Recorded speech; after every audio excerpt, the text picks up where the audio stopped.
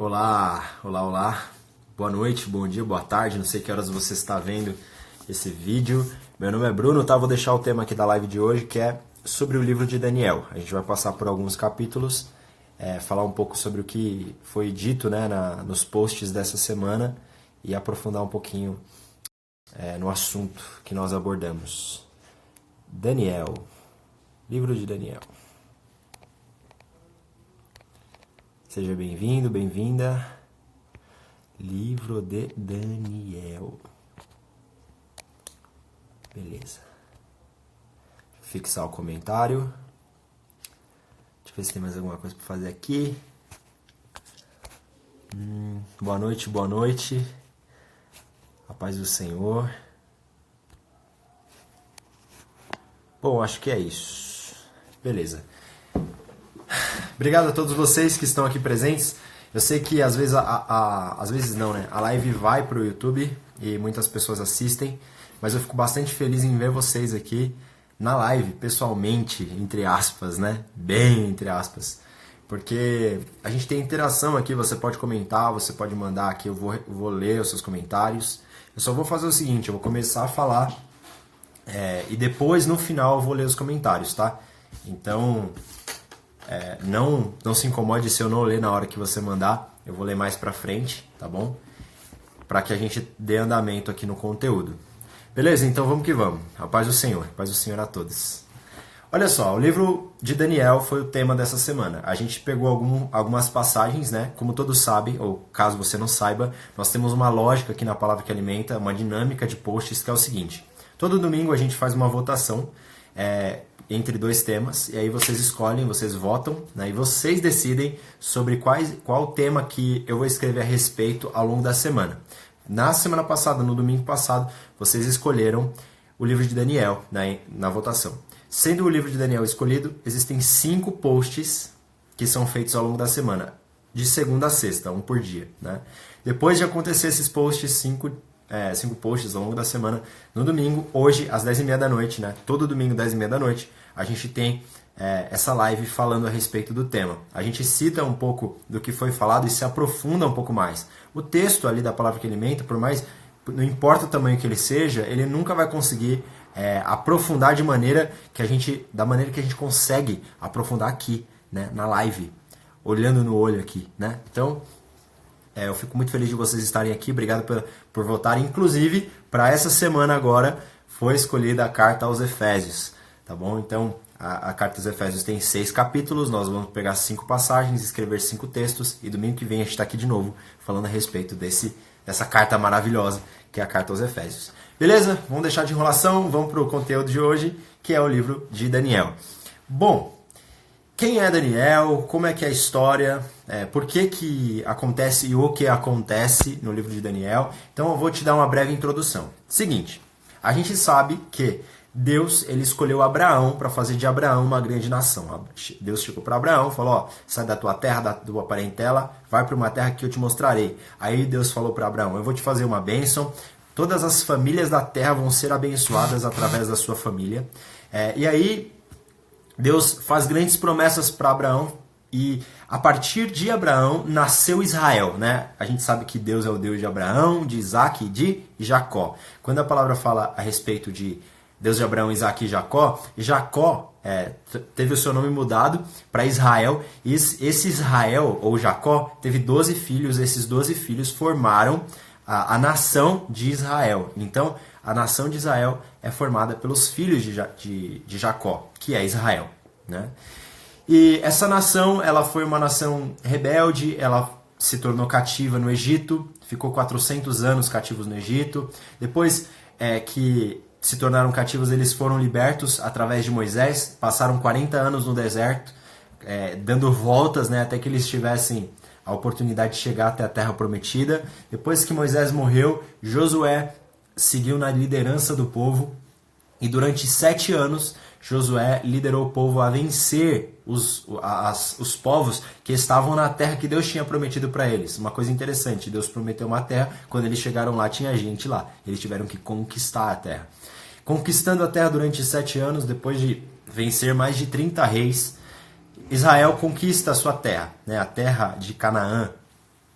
E uma coisa interessante é que depois da morte de Josué, Deus instituiu juízes. Esses juízes reinaram, ou melhor dizendo, lideraram a nação de Israel durante 330 anos. E o último juiz foi Samuel. Né? Samuel você deve conhecer, filho de Ana e de Eucana. Samuel, ele ungiu os 2 primeiros reis de Israel. O povo pediu um rei para Israel, sendo o povo liderado por juízes. Né? O que acontece? Quando o juiz era o líder do povo, na verdade era Deus quem estava liderando o povo, porque o juiz era alguém que era direcionado por Deus para fazer aquilo que Deus gostaria que fosse feito. Só que aí o povo fala, não, a gente quer um rei. E aí, quando o juiz Samuel vira para Deus e fala, olha, eles estão querendo um rei. Aí Deus fala para Samuel, fica tranquilo, eles não estão rejeitando você, eles estão rejeitando a mim. E aí eles têm Saul como seu primeiro rei, que foi um rei completamente desobediente, com o coração não voltado para Deus.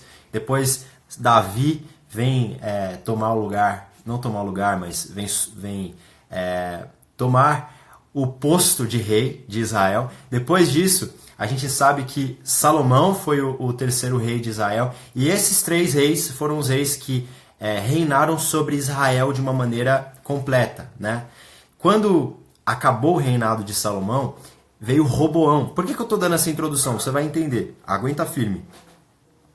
E aí, depois de Roboão ele não tinha muito aí a pegada de um rei, ele não conseguia, não teve a sabedoria, não teve direcionamento, não teve a intimidade e o temor a Deus. E depois de Roboão, o povo se dividiu, né? O povo de Deus se dividiu e foi o reino do norte e o reino do sul. O reino do norte é o reino de Israel, o reino do sul, mais conhecido como Judá, né? A gente vê aí no livro dos reis, das crônicas, quando se fala a respeito de Judá e a respeito de Israel, né? Houve uma divisão ali. E essa divisão fez com que dinastias diferentes reinassem sobre o povo de Deus. Né? E dentre todos os reis, pouquíssimos, se não nenhum, foi perfeito diante de Deus. Todos cometeram erros, todos foram idólatras, todos foram duros de coração, e o povo seguiu uma vida de desobediência, de não honrar a Deus. Isso foi um problema. Né? Quando se avança nessas 2 dinastias, Daniel, que era dessa de Judá, né? E em Judá foi apenas uma dinastia, ou seja, apenas uma família liderou o povo de Judá, porque havia uma promessa de Deus, uma profecia de que o Messias viria da tribo de Judá. E é exatamente isso que aconteceu. Né? Jesus veio da tribo de Judá, ele é o leão da tribo de Judá.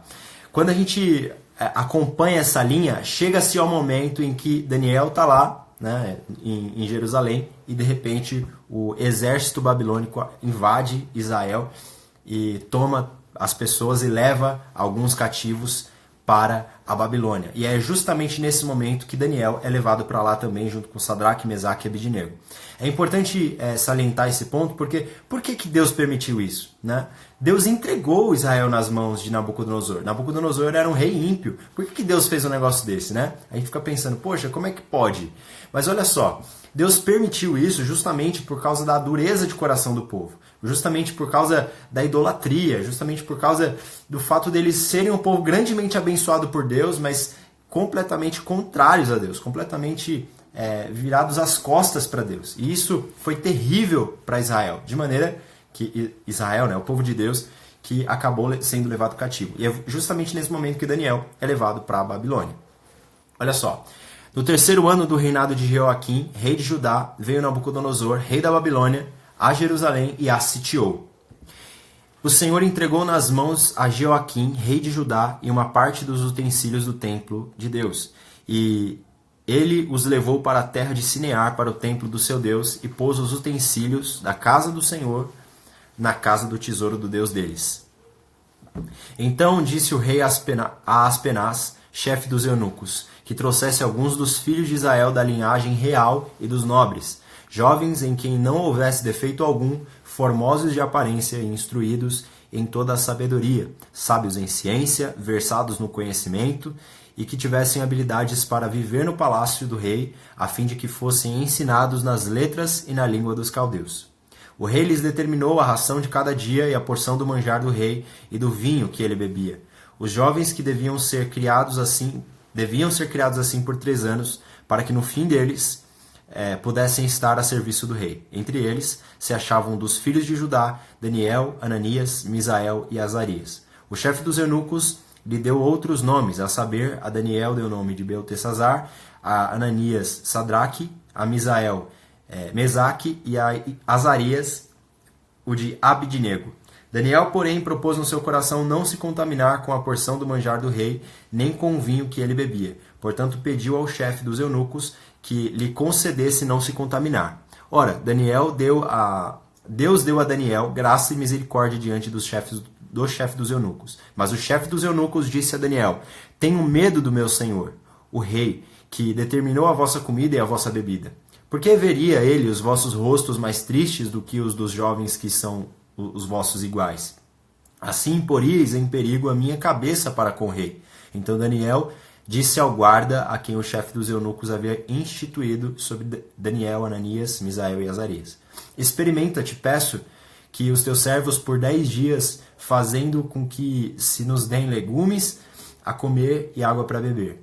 Então se veja diante de ti o nosso parecer e o parecer dos jovens que comem a porção do manjar do rei, conforme vires, procedas para com os teus servos. O que Daniel propôs aqui? Ele estava numa terra estranha, os judeus eles tinham suas leis, eles têm as suas leis, dentre elas eles não podem se contaminar com comidas que são feitas para deuses, por exemplo. E eles não sabiam como que aquelas comidas eram preparadas, aquele manjar era preparado.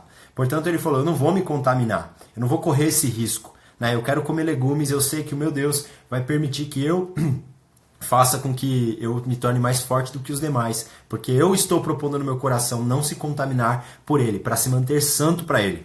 E foi exatamente o que aconteceu. Passaram 10 dias e Daniel, Ananias, Misael e Azarias se manteram não, eles foram mais fortalecidos que os demais, mostrando que Deus havia dado graça não só diante do chefe dos eunucos, como também tinha dado graça a Daniel para que ele se fortalecesse diante daquilo.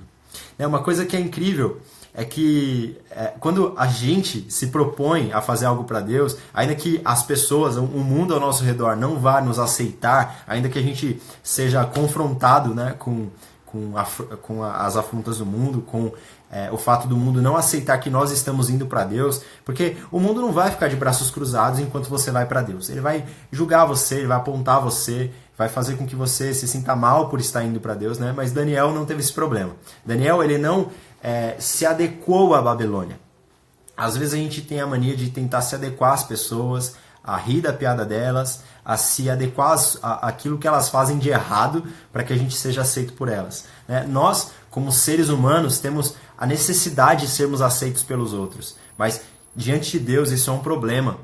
A gente pode perceber aqui que Daniel, ele não era um termômetro, ele era um termostato. E aí eu pergunto para você, você é um termômetro ou é um termostato? Qual que é a diferença entre os dois? O termômetro, ele sente a temperatura do ambiente e ele se adequa à temperatura, né? Ele mostra qual que é a temperatura a partir da temperatura do ambiente. Ou seja, ele chega no ambiente e se adequa ao ambiente. Aqui está 22 graus, aqui está 23 graus.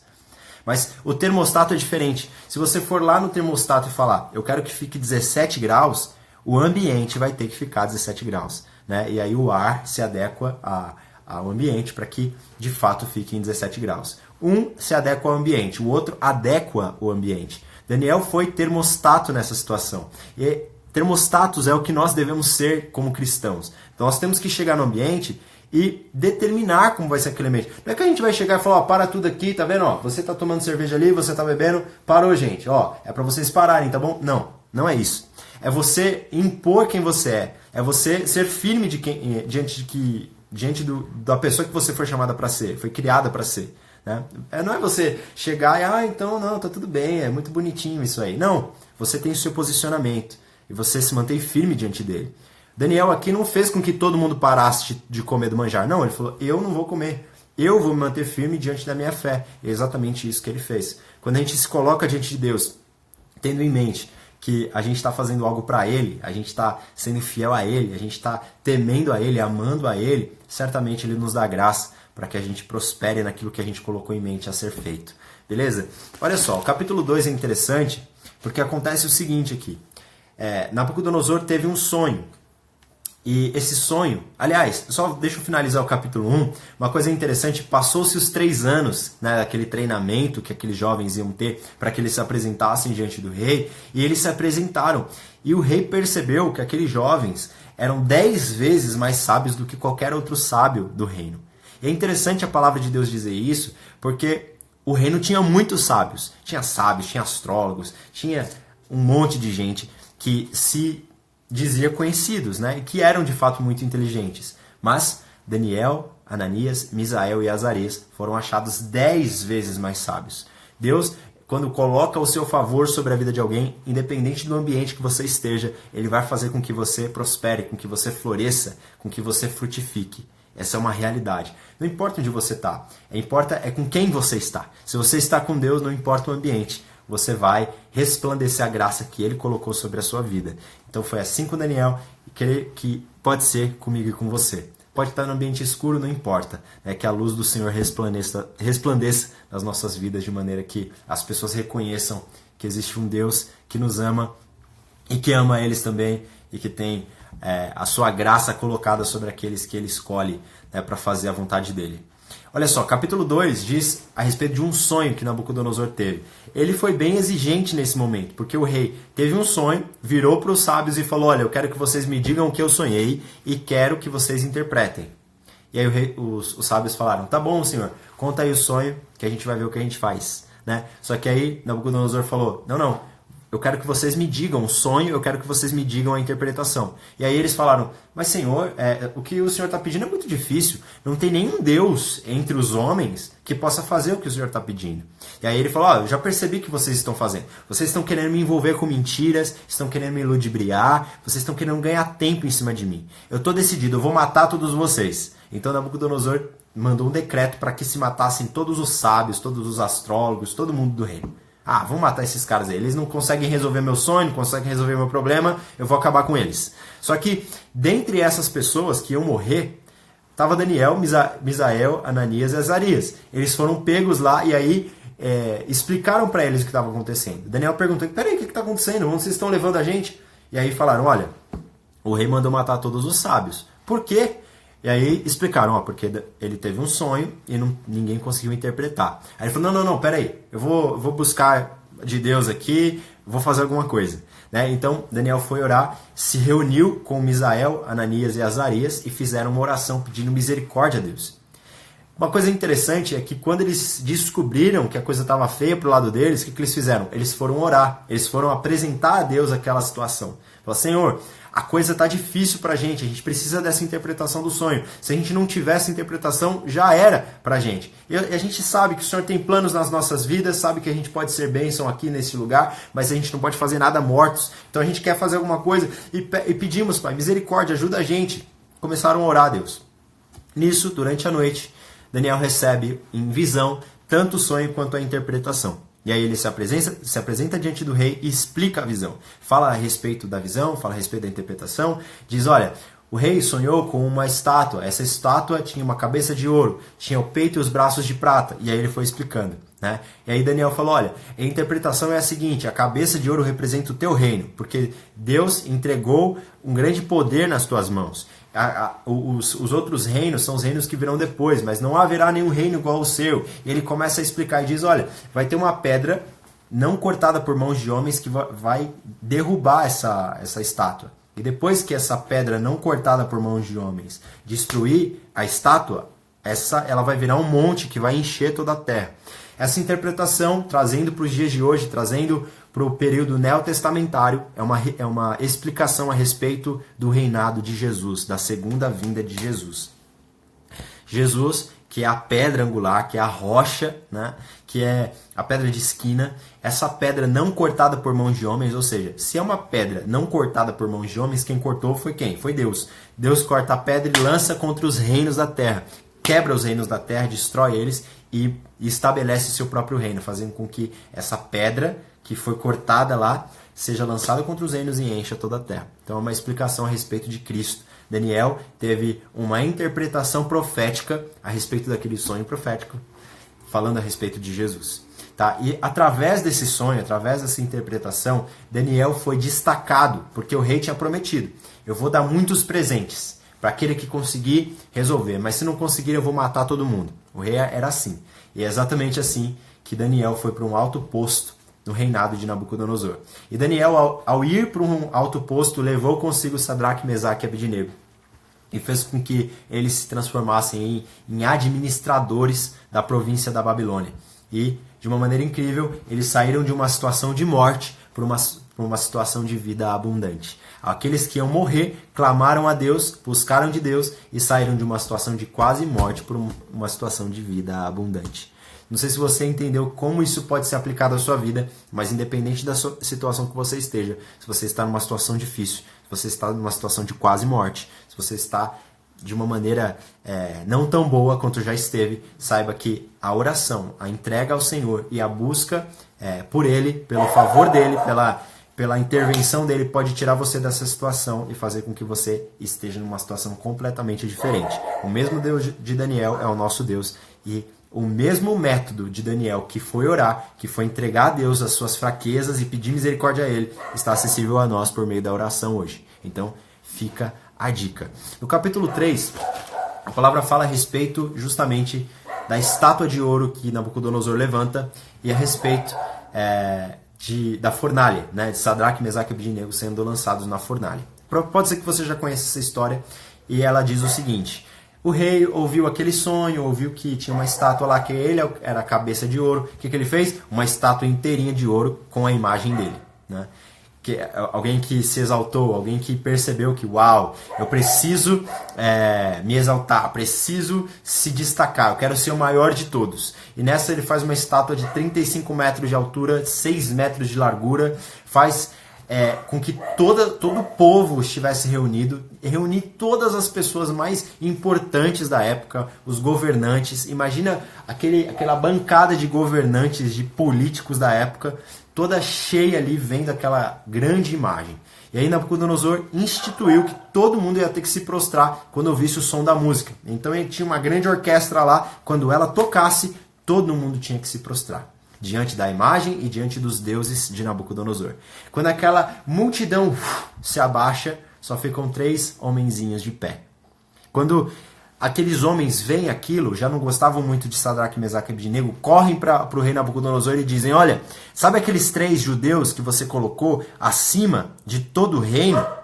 Eles não estão nem aí, nem para você, nem para os seus deuses.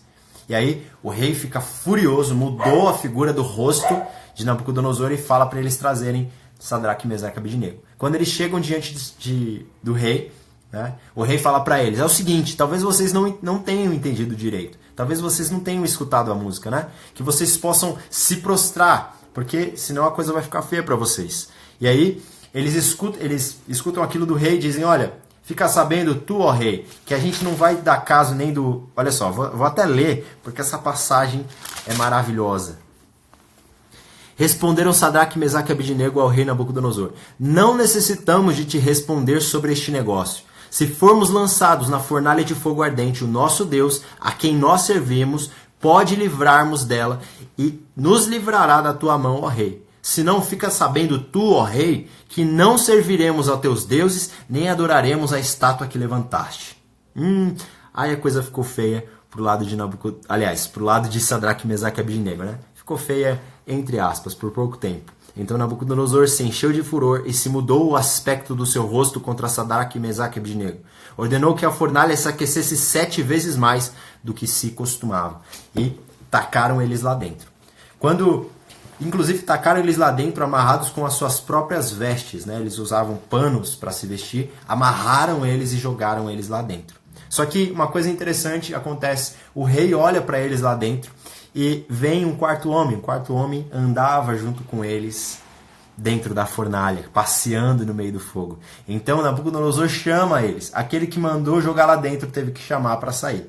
Quando ele chamou para sair, ele teve que adorar a Deus. Teve que reconhecer que não há outro Deus como esse, que possa livrar como esse Deus.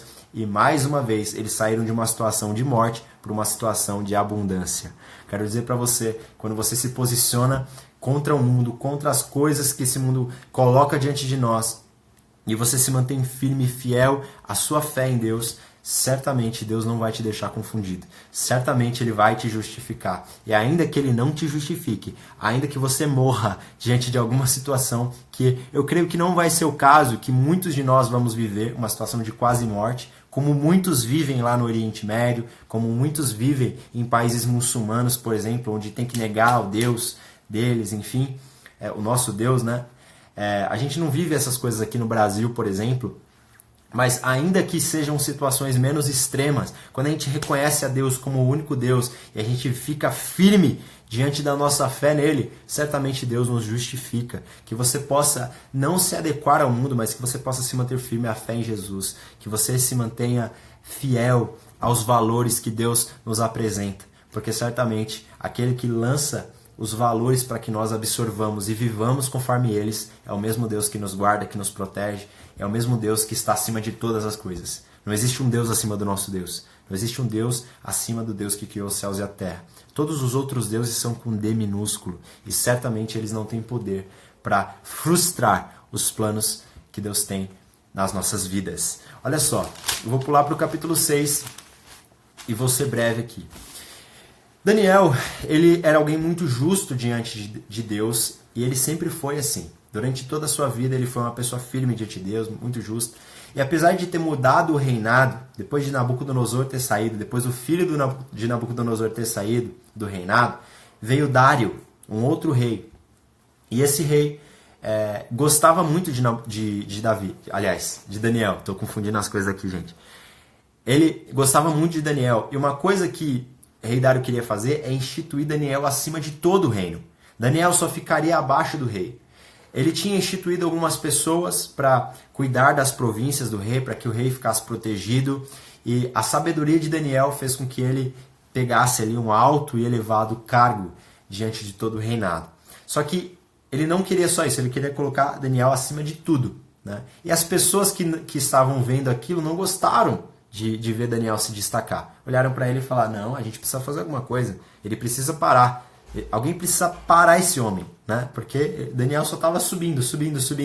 Então falou, olha, a gente não consegue achar nenhum erro neles, né? O versículo 5 do capítulo 6 diz assim, então estes homens disseram, nunca acharemos ocasião contra este Daniel, se não a procurarmos contra ele na lei do seu Deus. Falaram, já que a gente não consegue achar erros no governo dele, ele não faz nada de errado, ele não paga propina para ninguém, ele não faz... Olha, vamos fazer o seguinte então, vamos procurar na lei deles, do Deus dele, na verdade.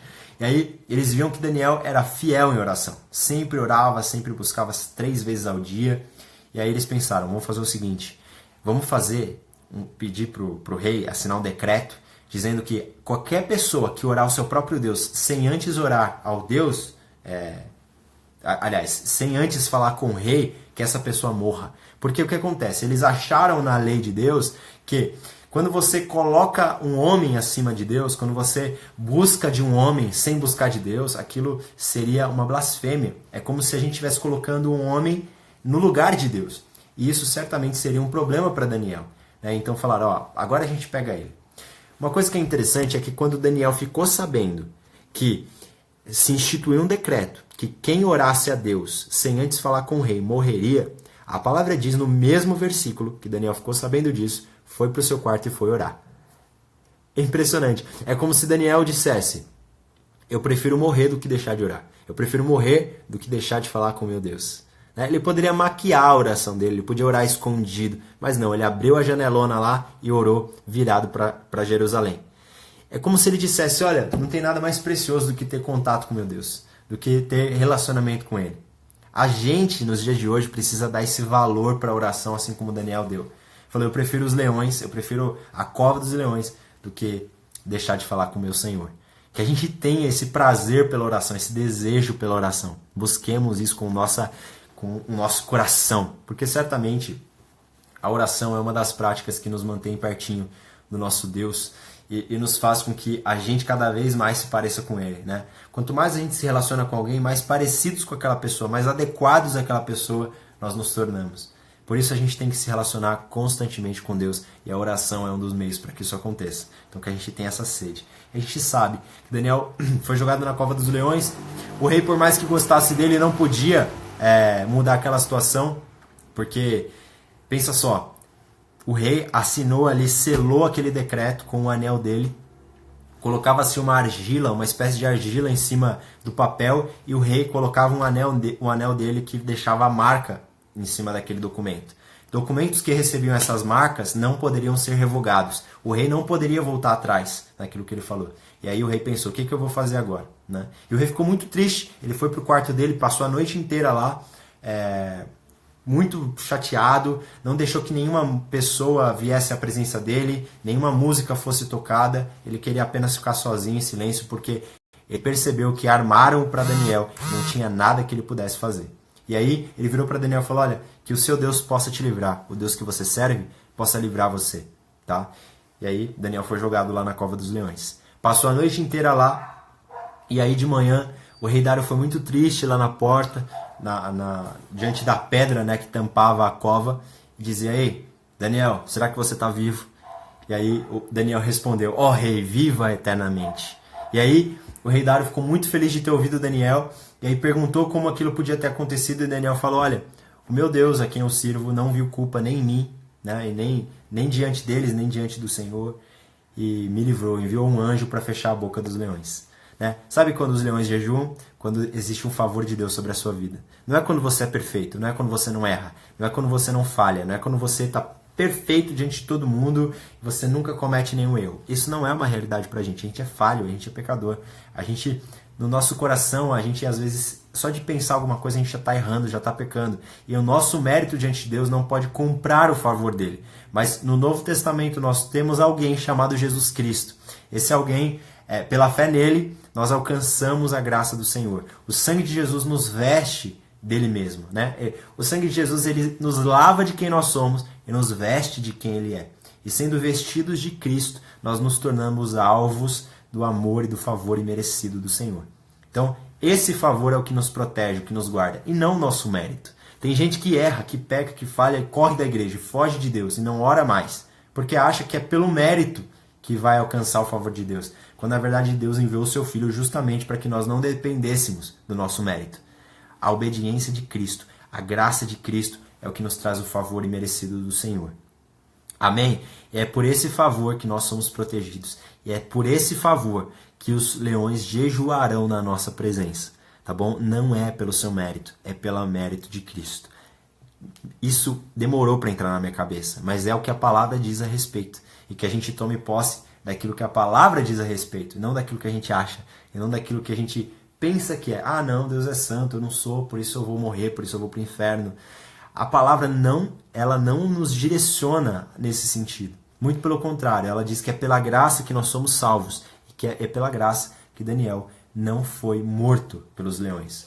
Quando o rei ficou sabendo de tudo aquilo, Daniel foi salvo e a família daqueles acusadores, junto com eles, foram jogados na cova dos leões. E antes que eles chegassem no fundo da cova, os leões esmigalharam eles. Ou seja, os leões estavam morrendo de fome, mas jejuaram na presença de Daniel, mas não jejuaram na presença daqueles que queriam o mal de Daniel, porque eles não tinham o favor de Deus, estavam cheios de culpa, estavam cheios de falhas e receberam aquilo que plantaram para colher.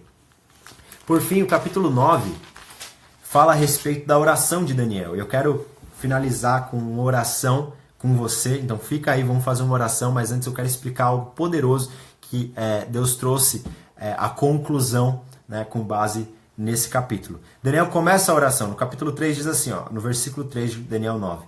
Dirigi o meu rosto ao Senhor Deus para o buscar com oração e rogos, com jejum, pano de saco e cinza. Orei ao Senhor meu Deus e confessei e disse. E aí Daniel começa a oração. Começa a falar a respeito, Senhor, Deus grande e tremendo, que guardas a aliança e a misericórdia para com todos os que te amam e guardam os teus mandamentos. Pecamos contra o Senhor, a nós pertence a confusão de rosto, a ti pertence toda a justiça. Fomos pecadores, fomos idólatras, ignoramos os teus profetas, fomos pessoas falhas. Mas olha só, que o Senhor possa ter misericórdia de nós. E aí ele começa a fazer essa oração de contristamento, de humildade, se humilhando diante do Senhor. colocando diante de Deus as falhas do povo e tomando sobre si o pecado do povo. Não é que ele tomou sobre si como Jesus, mas ele reconheceu como o próprio pecado, o pecado daquele povo. E aí, diante de tamanha humildade, Deus envia um anjo para trazer a resposta para Daniel. Olha só. Estando eu, digo, ainda falando na oração, o homem Gabriel, que eu tinha visto na visão, ao princípio, veio voando rapidamente e tocou-me à hora do sacrifício da tarde. Durante a tarde, vem um anjo e toca Daniel e traz a resposta de tudo aquilo que ele estava orando. Ele me instruiu e me disse, Daniel, agora vim para fazer-te entender o sentido. No princípio das tuas súplicas saiu a ordem e eu vim para declará-la a ti, porque és muito amado.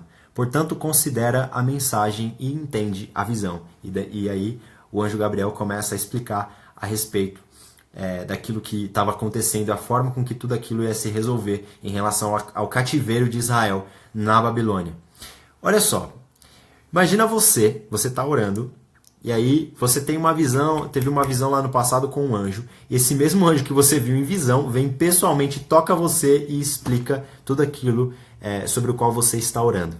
E diz para você ainda, olha, você é muito amado. Eu não sei você, mas essa é uma experiência incrível e profunda com o Senhor. Não é todo dia que eu e você recebemos a visita de um anjo trazendo a resposta de alguma oração. Ainda mais Gabriel, que provavelmente é o mesmo anjo que trouxe a mensagem para Maria falando a respeito do nascimento de Jesus. Então, aquele momento foi um momento muito importante, muito profundo. Mas a gente para pensar a respeito da realidade que nós temos no Novo Testamento e algo ainda mais profundo nós temos acesso e todos os dias. A palavra que diz que Daniel recebeu uma visita, mas olha o que diz lá em 1 Coríntios 13:16, que nós somos templos do Espírito Santo e que o Espírito Santo de Deus habita em nós. Aqui um anjo veio visitá-lo, aqui em nós o próprio Deus habita. Deus não habita em templos feitos por mãos humanas, mas Ele nos formou do pó da terra. Ou seja, Ele formou os templos dele, para que Ele habitasse em nós e habitasse em nosso meio. Então é precioso a gente entender isso. A gente pode não só ser habitação de Deus, mas sermos conduzidos por Deus, direcionados por Deus. A palavra diz que todos aqueles que são guiados pelo Espírito de Deus são filhos de Deus. Portanto, mais profundo do que receber uma visita de um anjo é ser a habitação do próprio Deus, Criador dos céus e da terra. Não tem nada mais precioso e mais profundo que isso. Você foi feito para ser habitação de Deus. E pela fé em Jesus, você é selado com o Espírito Santo da promessa. Você crendo no senhorio de Cristo, crendo em Jesus como Salvador, crendo que Ele ascendeu aos céus e que Ele deixou o Consolador que consola a falta física de Jesus, ou seja, o Espírito Santo, você se torna a habitação dele, a habitação do próprio Deus. Eu quero finalizar essa live fazendo uma oração com você. Eu espero que você tenha guardado lições a respeito de todo o conteúdo que foi falado aqui. Eu vou tentar salvar essa live, ela vai estar disponível no YouTube em breve. E eu quero deixar um desafio para você. Medite a respeito disso. Pense como isso se aplica à sua vida, como você pode extrair as informações que foram expostas aqui por meio desse livro e coloque em prática. Ore a respeito disso, busque a respeito disso. E não deixe isso para depois, não. Eu vou orar essa semana. Não, faça isso agora. Eu vou orar com você. Amém? Deus amado e querido, em nome de Jesus nós te apresentamos as nossas vidas e diante desta palavra, Pai Santo, nós pedimos que o Teu Espírito Santo nos ajude, nos direcione, nos instrua a viver aquilo que Daniel viveu de bom, a extrair as lições que Daniel tem para a gente nos dias atuais. Pai Santo, que como no capítulo 1 que nós lemos, nós possamos nos manter firmes diante do Senhor, confiados na graça que o Senhor tem sobre as nossas vidas por meio do Teu Filho. Pai Santo, que Tua misericórdia, Tua graça nos acompanhe e que a gente de fato viva a vida que o Senhor nos chamou para viver. Pai Santo, que a gente não se contamine com o que o mundo nos oferece, mas que a gente se posicione não como termômetros, mas como termostatos.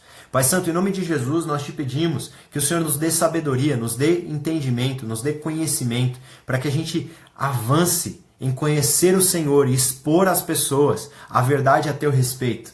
Pai Santo, que o Senhor nos ajude a sair de momentos e situações difíceis para momentos em situações abundantes, através da graça que o Senhor tem sobre as nossas vidas. Pai Santo, como no capítulo 3 nós também se posicionemos diante de tudo aquilo que o mundo coloca à nossa frente para que a gente abrace.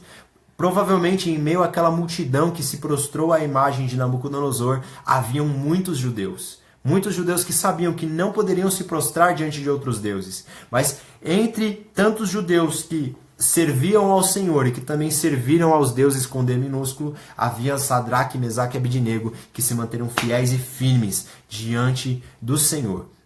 A Ti, Pai Santo, nós pedimos essa ousadia na fé, que a gente se mantenha firme diante do Senhor, independente das provações, independente da idolatria ao nosso redor, independente de todo o pecado que nos rodeia, que a gente possa viver uma vida íntegra diante de Ti. Ajuda-nos nessa tarefa, Pai Santo. E como no capítulo 6, que as pessoas possam entender que a oração, que a gente entenda, Pai, que a oração é algo precioso, e que a gente tem que valorizar a oração assim como Daniel orou. Que a gente avance em conhecê-lo. Porque ainda que a gente for lançado diante dos leões, eles jejuarão diante da Tua graça, diante do Teu livramento, diante do poder que há em nós através do Teu Espírito, através da fé no Senhor.